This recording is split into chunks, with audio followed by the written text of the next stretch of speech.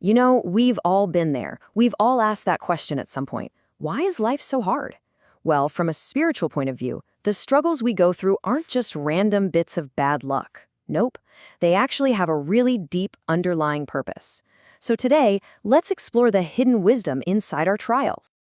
So here's the path we're going to take on this journey. We'll kick things off by understanding this idea of life as a test and how we're actually built to handle it. Then, we'll get into why just saying you have faith isn't enough.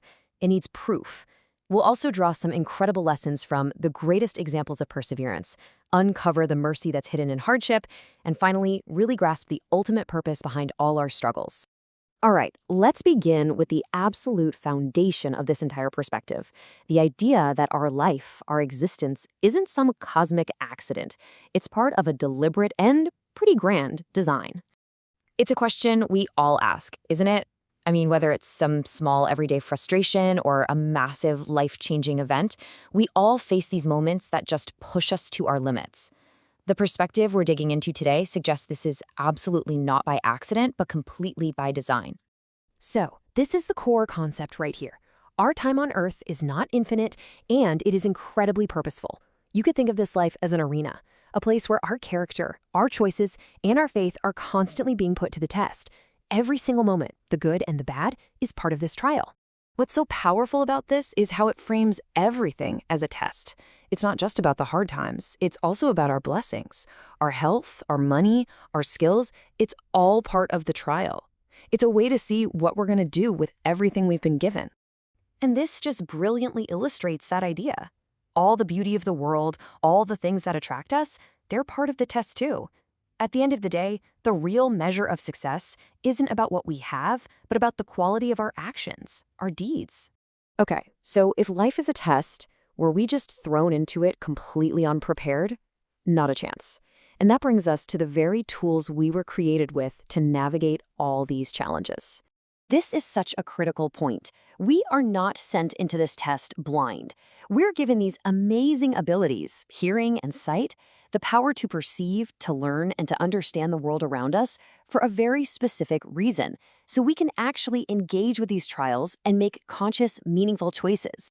So, we have the ability to see the test. But what's actually being tested?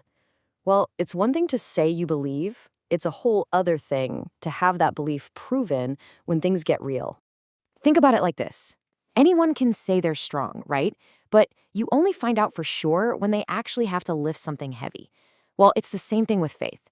Anyone can claim to have faith when life is easy. The true test, that moment of proof, always comes with hardship. And the source material gives us a really powerful historical example. During the incredibly difficult expedition to Tabuk, some people who claimed to be believers just started making excuses and stayed behind. The hardship of that journey revealed their true character. It separated their words from their actions.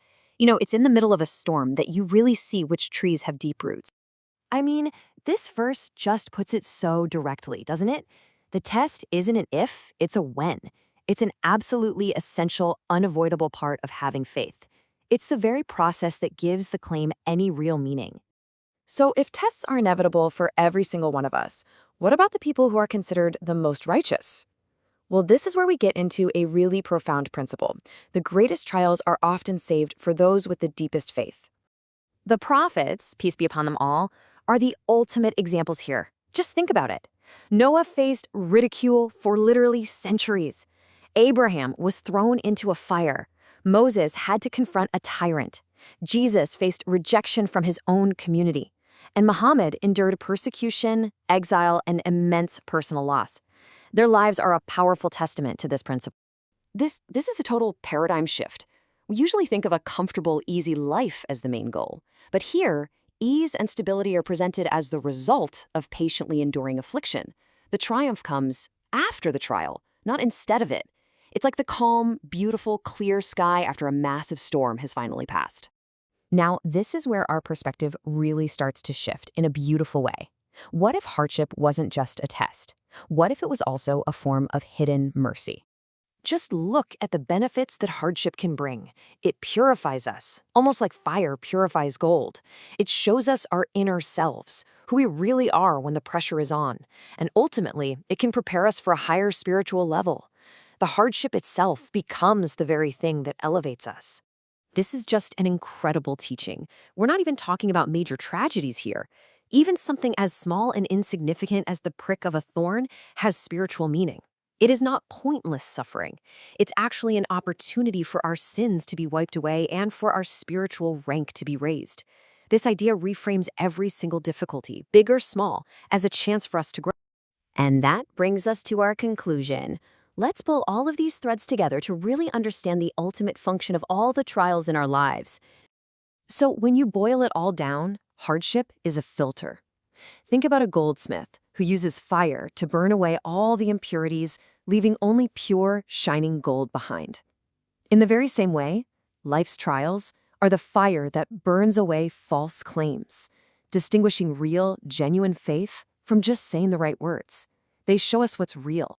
And so we end with a question to reflect on. If we start to see trials not just as punishments, but as a test, as a purifier, and as a way to be elevated, how does that change the way we face the challenges in our own lives?